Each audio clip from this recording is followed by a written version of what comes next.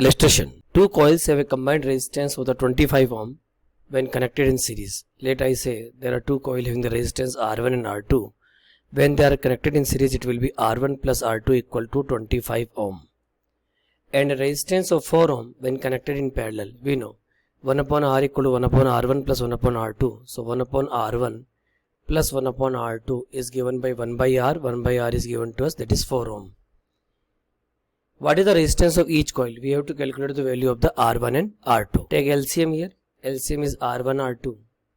So R1 plus R2 equal to 1 upon 4. What is the value of the R1 plus R2? It is 25. Put here 25 upon R1 R2 equal to 1 by 4. From the cross product we will write R1 R2 equal to 100. So R1 can be written as 100 upon R2. Put this value of R1 in this equation. We will write 100 upon R2 plus R2 equal to 25. R2 is the LCM. So it is 100 plus this is R2 square equal to 25.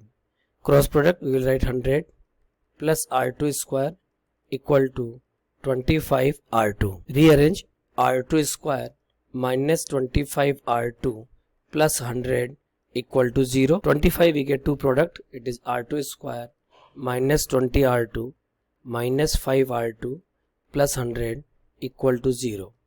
R2 common. So it is R2 minus 20 minus 5 common.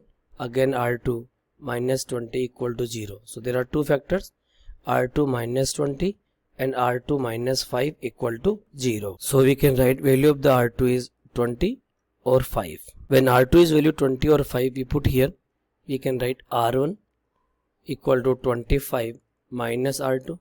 So value of the R1 will be 25 minus 20, that is 5, or value of the R1 can be 25 minus 5, that is 20 ohm. So right answer of the problem will be 5 ohm, 20 ohm.